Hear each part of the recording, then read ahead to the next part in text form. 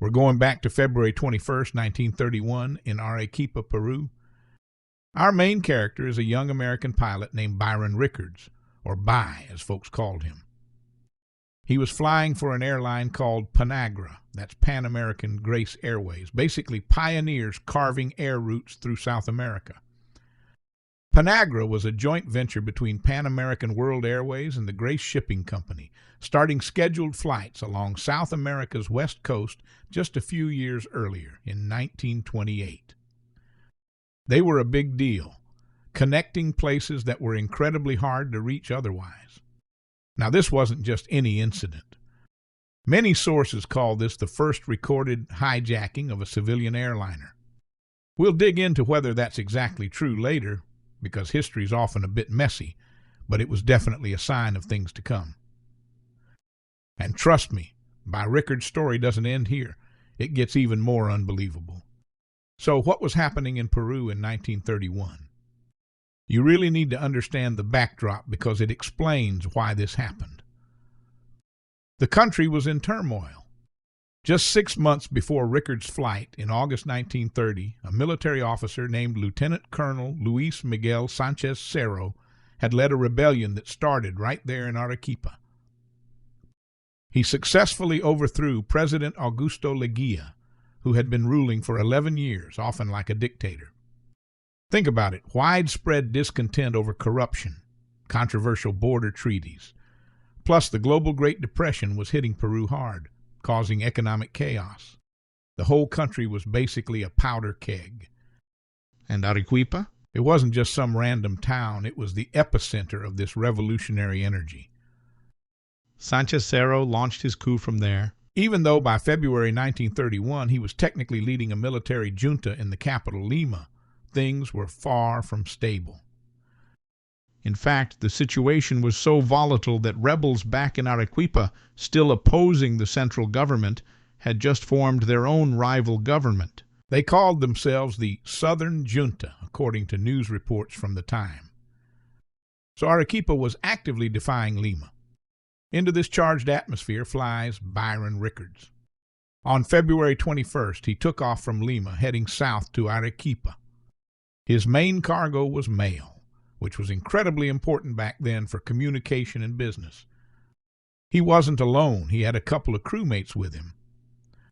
One was a mechanic named George Hillman, and the other was Bill Gray, who was actually a pilot for a different local airline, Fawcett Aviation, maybe just hitching a ride or assisting. One account also mentions 3 passengers on board. So it was a small group flying directly into a revolutionary hotspot. Now there's a slight historical puzzle about the plane itself. Most accounts, including some very detailed ones, say Rickards was flying a Ford trimotor. You've probably seen pictures, those iconic sturdy-looking planes with corrugated metal skin, nicknamed the Tin Goose. They were workhorses of early aviation. However, one very reputable source, the Smithsonian Magazine, mentions it was a smaller, single-engine Fairchild FC-2 monoplane. It's possible Rickards got mixed up over time, but the weight of evidence seems to lean towards the Ford trimotor. Whichever it was, it definitely wasn't designed to withstand an armed takeover. Okay, picture this. Rickards lands the plane safely in Arequipa. He's probably running through post-flight checks, maybe thinking about the next leg of the journey. As he's taxiing towards the small terminal building, suddenly his plane is surrounded by armed men. These aren't airport officials, they're revolutionaries, part of that southern junta based in Arequipa, the ones opposing the government in Lima.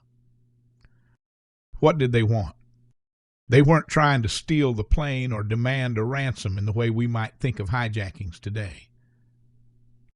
Their demand was very specific and deeply political.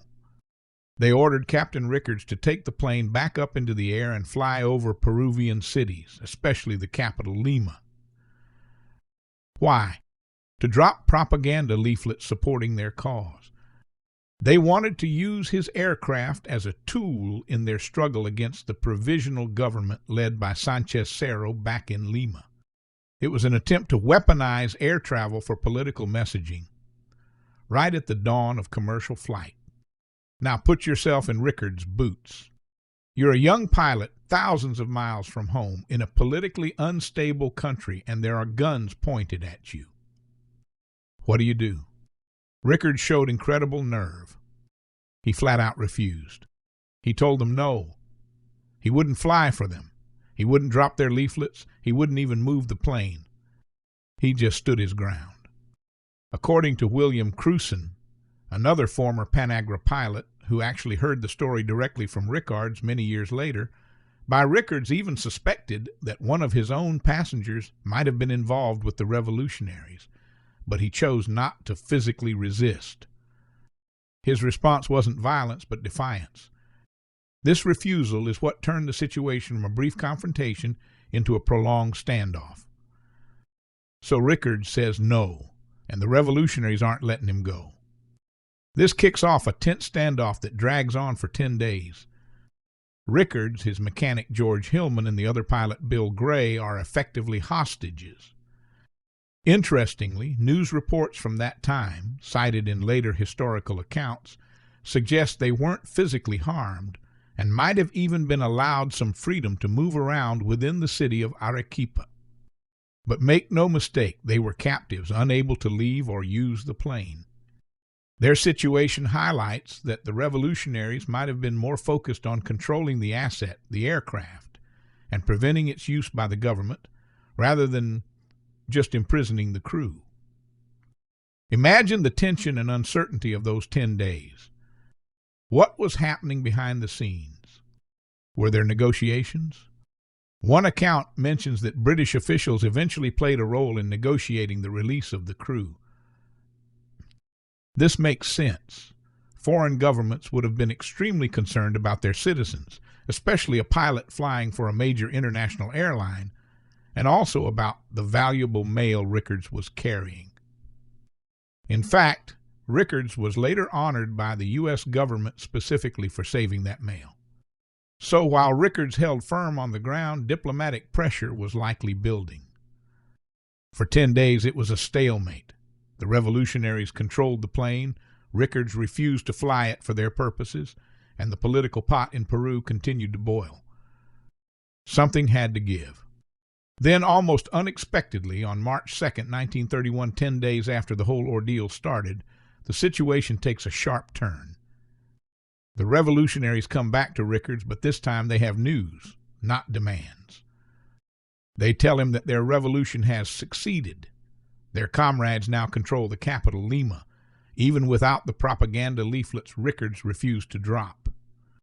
Now, succeeded might be stretching it, but the political landscape had just dramatically shifted in Lima. Remember Lieutenant Colercio Sanchez Chero, the guy who led the coup the year before and who the Arequipa rebels were opposing? Facing immense pressure and instability, quite possibly fueled by regional uprisings like the one in Arequipa, he had actually resigned as provisional president just the day before, on March 1, 1931. A new provisional president, David Samanez Ocampo, was appointed on March 2nd, the very day the rebels spoke to Rickards. So, from the perspective of the Arequipa revolutionaries, the leader they were directly fighting against was out of power in Lima. You can see why they might consider that a victory, or at least a major change that altered their immediate goals.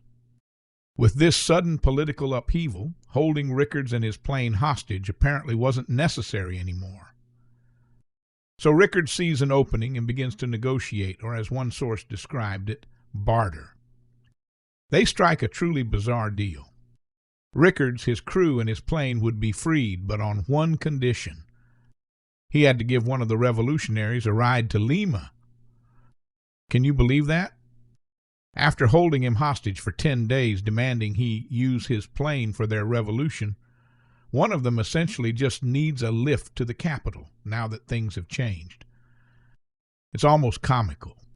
Rickards agrees. He flies the revolutionary figure to Lima, and just like that, the world's first recorded hijacking ends not with a bang, but with a strange, negotiated agreement. Thankfully, there were no reports of casualties. It was perhaps less a surrender and more of a mutually agreed-upon departure, likely smoothed over by those behind-the-scenes diplomatic efforts. So who was this pilot, Byron Rickards, who found himself in such an extraordinary situation? He wasn't just some rookie caught in the crossfire. By 1961, years later, he was described as a leathery South Dakota-born veteran with 33 years of flying experience for the airlines. Doing the math, that means he started his airline career around 1928, putting him right at the forefront of commercial aviation's development. He was one of the original Panagra pilots, flying those early challenging routes across the Andes when Panagra was just getting started. Now here's the part of Rickards' story that sounds like something out of a movie. It's almost unbelievable. Fast forward 30 years, 5 months, and 7 days from that incident in Peru. Yes, someone actually kept track of that precise timing.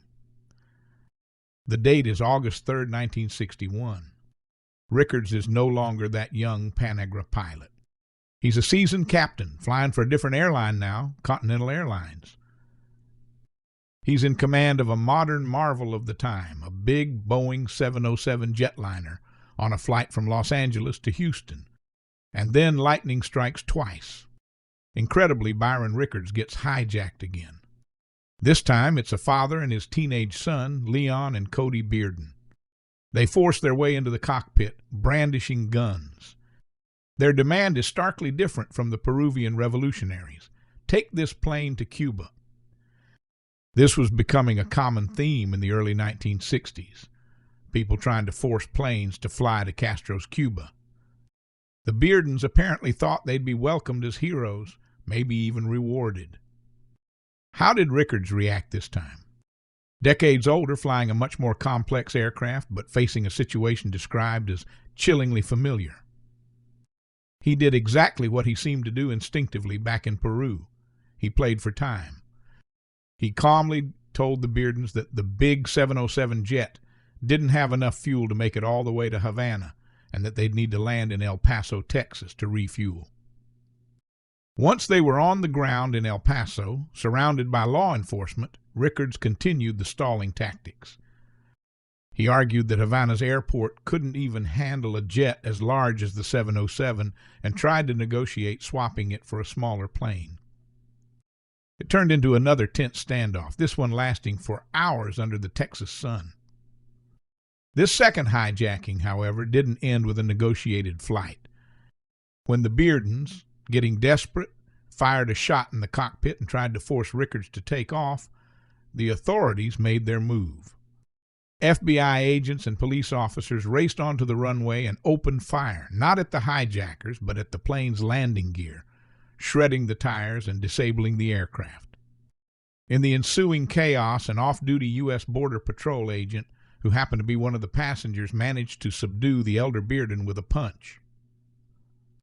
The hijackers surrendered and were taken into custody, facing serious charges. So think about that. Byron Rickards holds the incredibly unique and undoubtedly unwanted distinction of being the pilot in what's often called the first recorded hijacking of a civilian airliner, and likely the first pilot ever to endure being hijacked twice in his career. His first hijacking involved political revolutionaries in Peru with a specific propaganda goal. The second involved criminals seeking asylum in Cuba. His calm demeanor and quick thinking under extreme pressure seem to have been constants across 3 decades.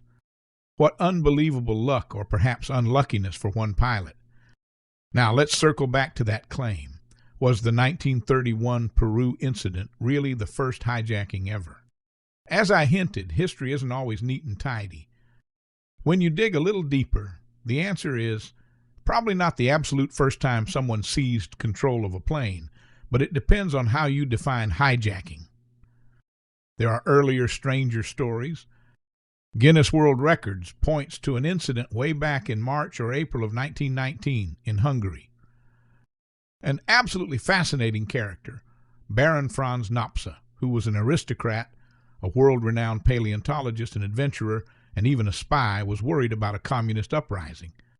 Apparently, he forged some papers to get a plane and pilot, and then, mid-flight, pulled out a pistol and forced the pilot to divert from his planned route within Hungary and fly him to Vienna, Austria instead. It sounds like a clear hijacking, but it happened in the chaotic aftermath of World War I and involved a rather eccentric individual escaping political turmoil. It might not have been widely documented or understood as a hijacking in the same way we think of it now. And there are other contenders for early aerial seizures.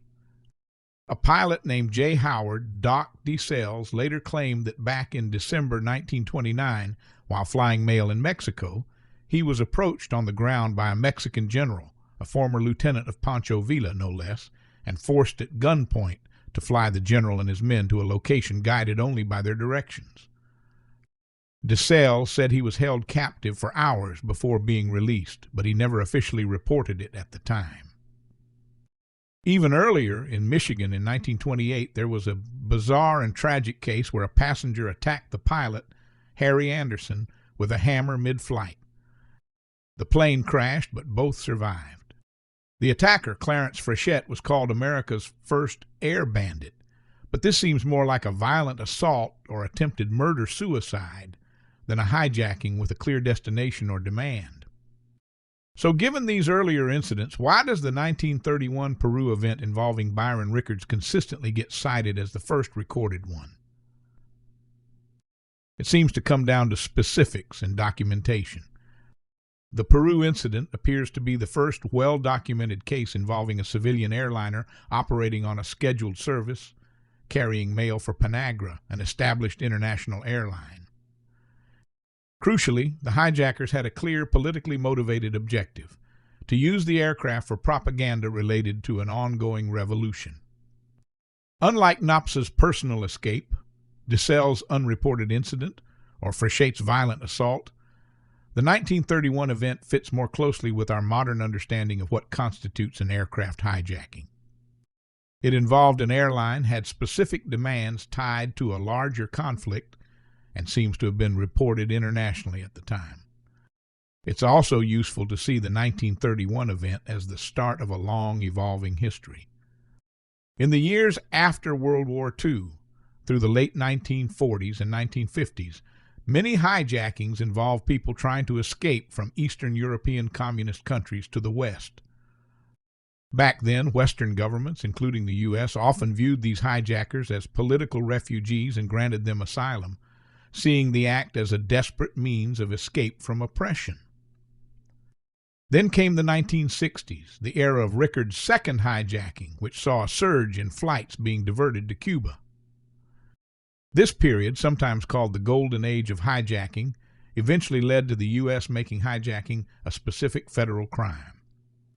Later still, starting in the late 1960s and 1970s, hijacking took another dark turn, with politically motivated attacks by groups like the Popular Front for the Liberation of Palestine, PFLP, often involving extreme violence and demands for prisoner releases, which ultimately pushed governments and airlines towards the stringent airport security measures we see today.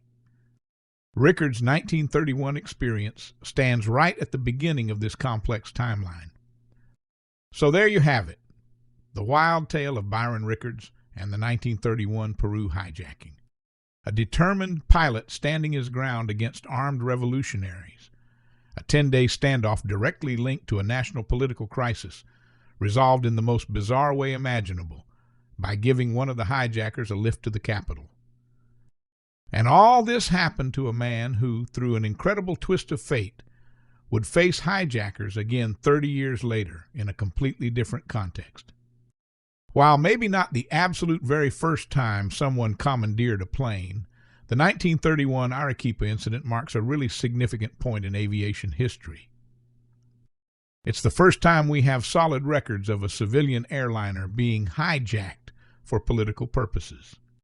It was a strange, almost surreal preview of the air piracy and security challenges that would become much more common and far more dangerous in the decades that followed. It's a potent reminder that the history of flight, even in its earliest days, wasn't just about technological marvels. It was also tangled up with human conflict, politics, and unexpected turbulence right from the start. What do you think? Pretty incredible story, right? Let me know your thoughts down in the comments below. Thanks for tuning in, and I'll catch you on the next deep dive into history.